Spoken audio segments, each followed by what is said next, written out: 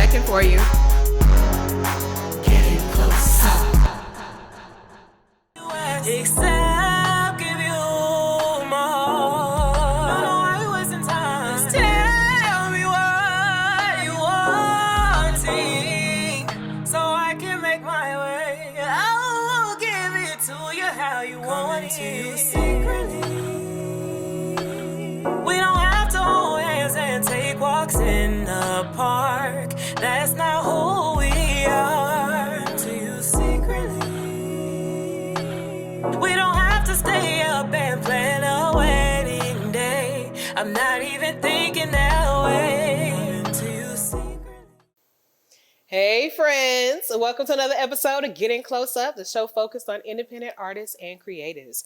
I'm Danielle, and do not adjust the brightness on your screens. Yes, it is bright in here. It is burning up in here because my next guest is a pure delight. She is a light. She is a joy.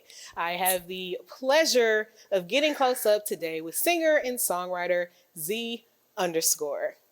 Hey, girl. Hey, that was such a beautiful introduction. Well, you're welcome. That's how I feel. Appreciate I you. put that into my work. Yes. So, how you doing today? Thank you so much for joining me.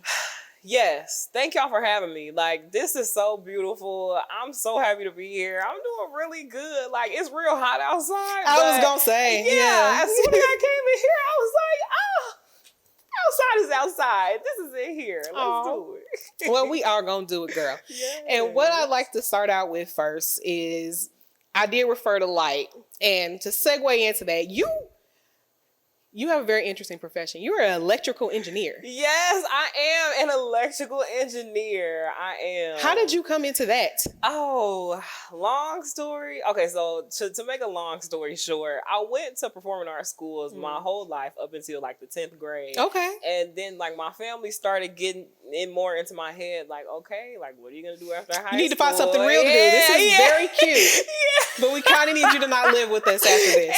Exactly. Yeah. And so yeah, it's like verbatim. I mean, so then I ended up transferring to a high school that was more academically focused, and that's where I got introduced to intro to engineering course, and we did like 6 different kind of engineering labs, and I liked the electrical one the best, and so I was like, all right, well, I don't really know what else I would do in college, so let's do electrical engineering. Like, it really was just that. Like, I didn't have any passions for it or anything. It's the runner-up. Like, It's solidly the runner-up. It was a solid. But that's a strong runner-up, though. Yeah, and it was just like, I didn't even realize what I was getting myself into, for real. Like, I wasn't really prepared to be the only black girl, like in all my classes, in my graduating class, I was the only black girl. I saw the picture. It was where's you didn't even have to zoom in.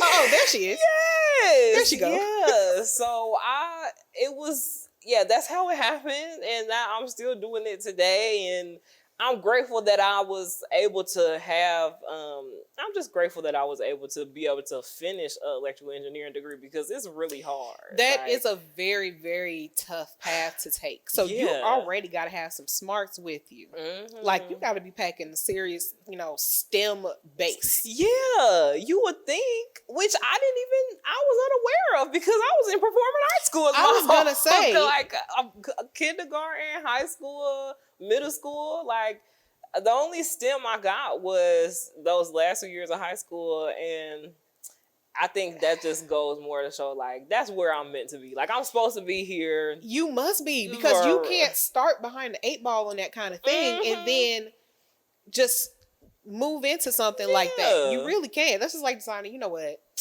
I've been in college for 3 years. I think I'm gonna try being a doctor. Exactly. Yeah, let's go do that. Let's go be a doctor. Right. Like, so that's an amazing thing to your credit specifically that you were able to do that. Yeah. But it also makes me ask. So I didn't realize they have performing arts schools that go back that far. You're from Cincinnati. Yes. Right? Yeah. So I didn't even realize they had performing arts schools started from kindergarten. What made your parents do that?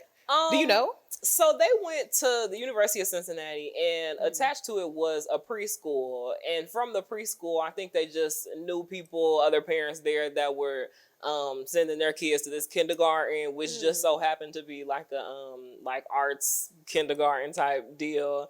And when we were going through, I was there from like kindergarten through third grade, and I thought all schools were like this. Like I didn't learn that this was like a special privilege to be, and it was a public school too. Like that's also amazing. Yeah, it was like accessible enough, but then it was like everybody didn't like this wasn't normal. Like it was my normal, which I thought was everybody's normal, but.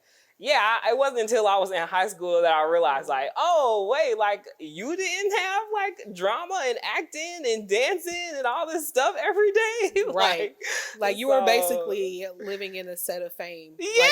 Like you were pretty much fully in that movie. Yes. And no, because it's been a common theme, like, throughout the time that I've been talking to people and doing these interviews, especially the dichotomy between the way younger people experience the arts and the way people who are my age and older experience the arts in school, where it was something integrated versus something you had to go seek out. Because it's been cut from a lot of schools. Yeah, you know, it's especially public schools, especially underserved communities. Yeah, it's been cut. You know, mostly having to do with scarcity mindset. They say, well, we don't have funding for this, and but like that really, we're creative people, and the more outlets you take away, the more other things people plug into. Yeah. So it's been a common thing. I mean, it could go on and on about that, but it's been a very common thing. So I was just like, wow, that's awesome that you had the opportunity to go to a school that kind of like focus on those things. Yes, it really is. Did your parents know that you could sing? Like, did they see anything else? Yeah, yeah. Like, my family does music and stuff, so everybody's like, it's like a regular thing to us. So us singing is nothing special to to them. Like, they know we have talent and stuff, but they're like, okay, yeah. We all just sing. Like,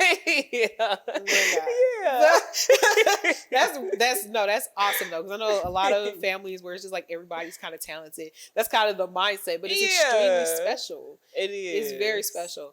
And you as a byproduct are special because of that. And I think that's really dope. So also, you write music. Yes. Had you always done that? Had you always been writing poems or anything? Yeah, no, I didn't really start, like, in high school I was in like little groups and stuff for the talent shows, but I didn't start writing music. I didn't start. Zee Underscore was born in Kansas City. Like, I was not doing this. That's wild. In Cincinnati, because after high school it was college, and when I was in college I was in college. Like, well, yeah, you had that engineering degree you was going for. I can imagine. Tunnel vision. Like, my whole world revolved around my GPA and like working and living. But yeah, after I got that goal of like, okay, get a degree, get a job, and I got out here, and I was just kind of like, okay, what now? Like, what do I do with my life now? And then music found me, and then I found myself, and here we are. Well, was there something else that you wanted to do as a kid? Like, no. I always said stuff like I wanted to be a teacher or something like that. But there's nothing else that I was ever this is my passion, and it took me 23 years to find it. Like, performing and writing music and singing, this is my passion, and I didn't know anything about it until I moved to Kansas City. So tell me about the move to Kansas City and deciding to get into music, because there had to be something that was the catalyst for that, for you to go back to, oh, by the way, I was in performing arts school my entire life. Yes. So I will say, I moved here in 2020 during the pandemic. Wow. It was literally the most stressful. like hectic, depressing. Like it was just a wild part of my life.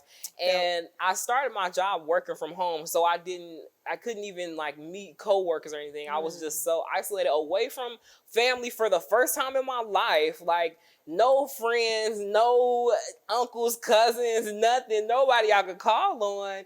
And so I really just started leaning more into music, just exploring different kinds of music, listening to music.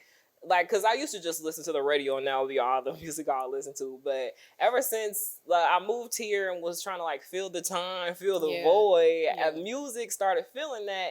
And then one song came out that I really liked. I'm not gonna say the song. I don't know. Should I say the song? I'm going to encourage you to say it. Oh! Okay, so the song "Throat Baby" came out, and like I really, just like being honest and completely transparent, I really resonate with that song. Okay, wait. I was gonna take a moment. I did not know that was a song that she was gonna say. No, I was gonna encourage it simply because that's my job as a host is to encourage the guests to say things that they may not say because that's my job. I didn't know that she was gonna say "throw babies." She didn't have no idea. I didn't know. Had no idea. I just wanted to say that. All right. Yeah. So okay, continue.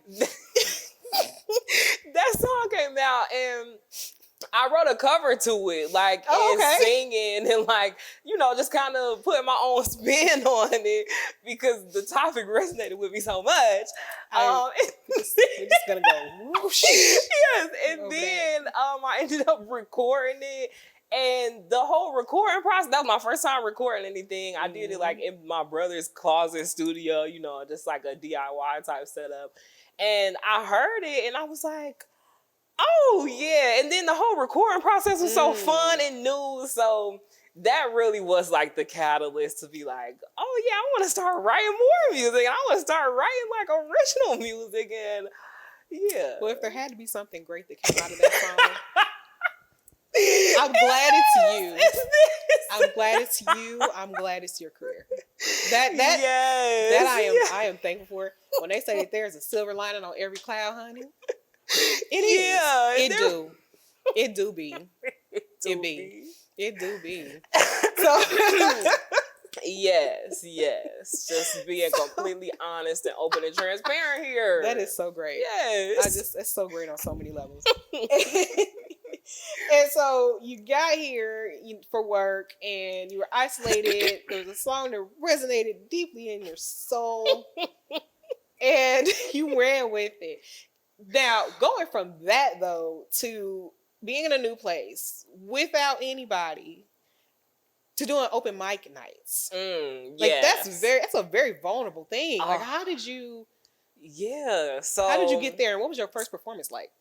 Oh my goodness, it was terrible. So I got there through like just hanging with different people. Like once the doors opened back up and people started getting outside, I started just being around, and that was like the first thing I thought of was like, okay, in a new city, what is something that's like easily accessible that I can go and check out the local talent, and like I don't have to pay an arm and a leg to go to every time. Right. It was like, chicken, right. Drink, chill out by myself, like comfortable by myself doing something, because that's all I was doing by myself, or everything was by myself when I first moved here. That became my mode too. Yeah. So like the open mic scene was like my first thought of, okay, this is where I would be comfortable.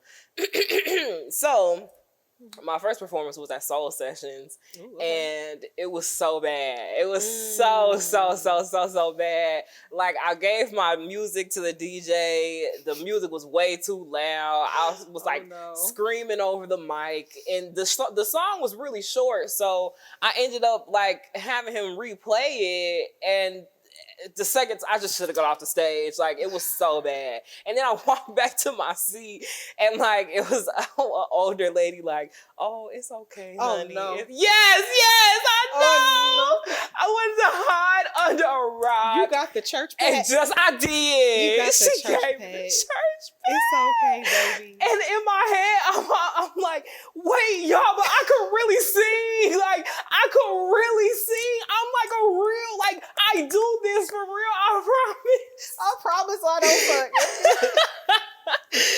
So, yeah, man. I was kind of like crushed by that. And that honestly made me want to keep going back and prove them wrong. Like, y'all seen this?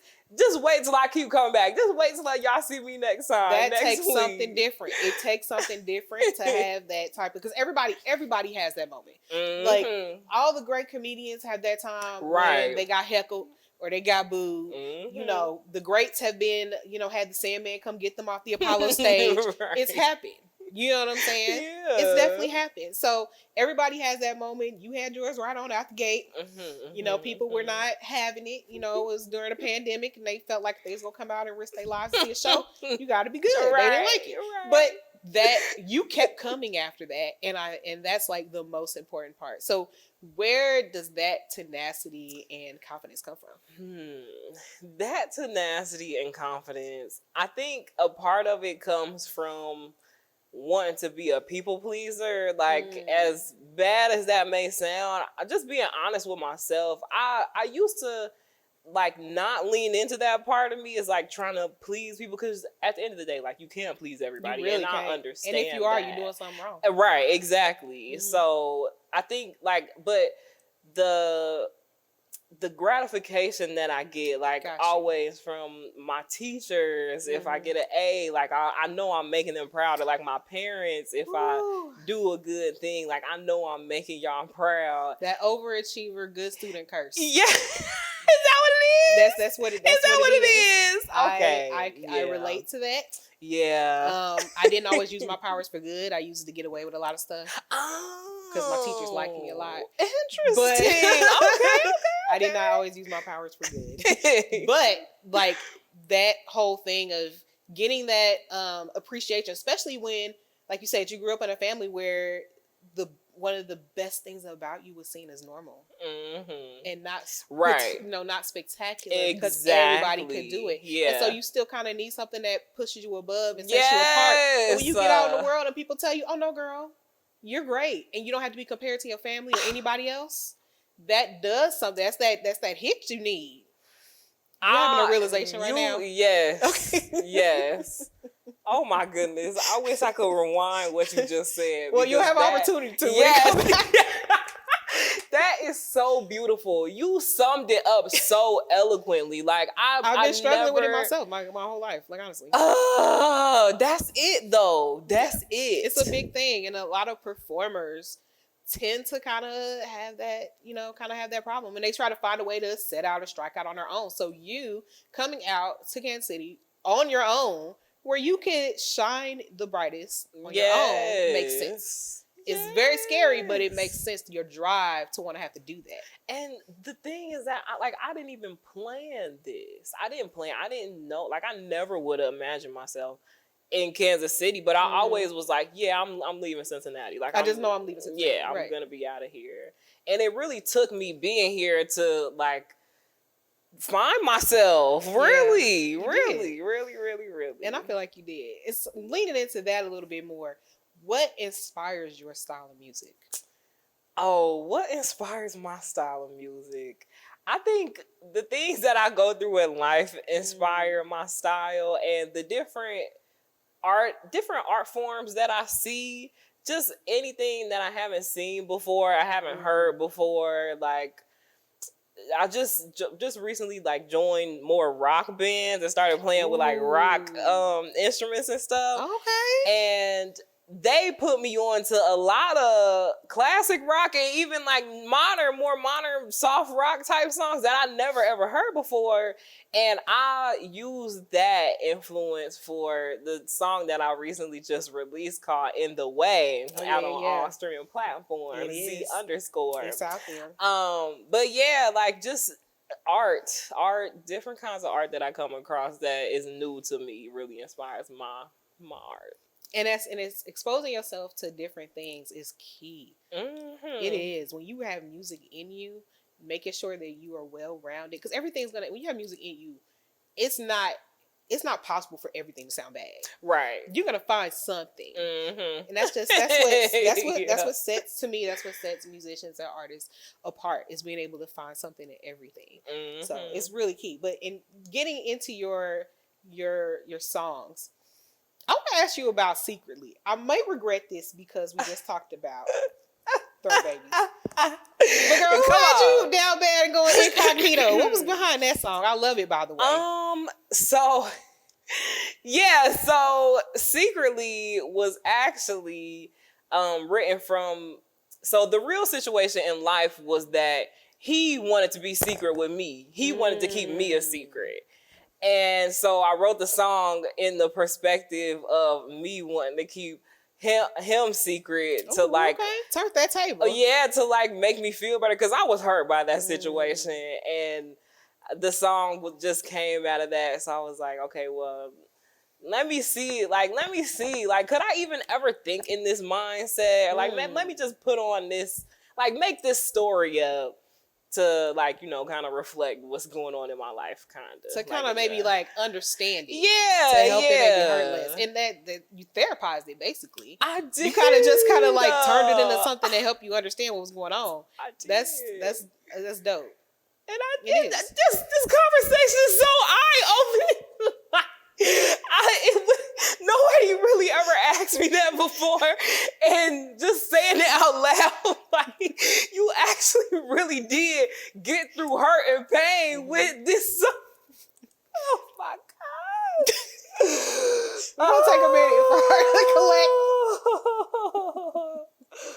Okay. No, that's dope. All right. No, that's awesome, though. That's awesome. Okay, yes. But no, when I heard it, I was like, this is coming from somewhere. Mm-hmm, and I like, and you know, it's relatable. Yeah. It's very relatable. Mm-hmm. Like, in a moment when you're going through something, it feels like, okay, I'm the only person this has happened to, you know, woe is me and all this type of stuff. But really, you're not. Yes. You're really not. So it resonated with me in all of my 40 years. So I was like, let me ask about this song. Because, I love that. Yeah, I was really feeling it. It's pretty dope. Thank you so much. And then going to In the Way now. Mm-hmm. I love that's your latest release. Yeah. As of right now, as of us taping this. Because I know you got a lot of stuff in the pocket. Yeah. We'll talk about that. But In the Way, I've been humming and singing that song because I personally have a we outside spirit. Yeah. But fully indoors. Yeah. Okay. All right. The we outside is very inside. But it's outside. Okay. It's that makes sense. That does make sense. Because it is hot. Right. But, you know, when it's not so hot, I'll have my we outside spirit. So let's talk about that song. It also sounds like it's talking about being out and about and taking up space. So tell me more about that. Oh, yes. It's just so important for me to take up space. Like, I feel like a lot of people, a lot of artists and stuff, they don't, when I'm just being myself and just with my energy and everything, I don't know if they receive it as like fake, or like they think it's not authentic, or like a lot of the times I'll have people ask me like, are you drunk, are you high, or like stuff like that, and I'm like, they just can't deal with the energy. Even like my friends, like, it's a lot for them, but they love me, so like they already know it's a lot. And it was just like, I really just like, it's important for me to take up space, and you should, and I should, because I'm a god, like I'm a superstar. Why wouldn't I take up space? And you have to believe these things about yourself, because there's so many people that would do the opposite and would work really hard to tear you down. Yeah. So, yeah, absolutely. Have that type of, and it's gonna make other people uncomfortable because they're not there yet. It's gonna make them uncomfortable, and that's fine. Because I had this conversation earlier today. Your opinion of me is none of my business. None at all. It's not my business. So you figure out how to take me, because I'm gonna come in these doses. Yeah. You know what I'm saying? Yeah. Like I come in these doses. This is the package size. This is who I am. This is who I am. And you figure out whether or not you can take it. Right. So I feel that. Another thing of like the style of the song, I really like the beat. Like, I like a good hip hop trap beat. I love that. And I feel like a lot of people aren't expecting me to come how I came on it, but it's needed with your energy. It's needed. No, it's needed. So make sure y'all stream In the Way by Zee Underscore and all my other songs. Oh, they definitely need to. And being out in the music scene, you made a lot of connections. Like, how did that help you with getting your music produced and worked on? I mean, honestly, I'm still I'm still looking for engineers and producers and stuff. I'm always looking for more engineers and producers to work with, but just being out there and it gives you access to all these different resources. Like earlier today, I just did a video shoot and the videographer owns a studio. So now I'm gonna book some time with him. And it's necessary for what I'm doing now because everybody isn't gonna understand your vision for your art, that's okay. That's why it's yours. Yeah, that's okay. So for me, it's just important to have as many resources as I can to get my vision across how I want to. That's extremely important. Yeah. What other artists do you want to collaborate with or work with, whether they're local or not, or I would like to do a song with Rob Lowe to star. She is just so dope to me. Aww. I know if I have something, I haven't found anything. Like I don't have a beat or anything in mind yet, but I think I would that's probably like one of my top people I would want to do a song with is Rob Lowe. Other collaborations probably be like Jamogi. He's like a up and coming artist too. He's a composer, the producer, singer. Nice. He plays all the instruments. Voice is so good. We work together. Quadruple everything. Yeah. We work together on a couple things, a couple performances before, but definitely him. We got something in the works, but okay. Jamogi and Rob Lowe. All right. So with that in mind, what's next for you? Like what's going on in your world? That's the next step. Yeah. So the next step, I had the wonderful, wonderful, wonderful opportunity to collaborate with KKFI for the Crossroads Music Festival. Nice. Yes. So working with those program directors, they gave us a stage. Yeah. Folks are independent artists. Yeah. They are. Yeah. They gave us a stage. And we are, so we got some artists that we picked for the lineup and just trying to get that together. That's coming up August 26th, Crossroads Music Fest. ZNTL stage is going to be at the Ship. So yeah, make sure y'all check that out. Yeah, that's just being outside. Yeah, being outside. That's probably like the biggest thing that's taking up my focus right now. But then after that, we do like me and my business partner, we've done a pajama jam every year. I've seen the pajama jams. Yes. I've seen that. So we got that coming up more toward the end of the year. Yeah, I gotta figure out how to be present because my pajamas. Right. And what about? So, where do you see yourself in 5 years as far as your art? Oh, in 5 years, I'm going to be touring around the world. I know that's right. Like, I'm going to be touring around the world, maybe like producing shows, stage managing, and performing, like just doing it all. It's going to be like Zee Underscore is going to be worldwide just in 5 years. I know that's right. Yes. I love to see it. Go ahead and tell the people where they can keep up with you because if they don't wake up, they're going to miss the show. No, okay. Better wake up before you miss it. Okay.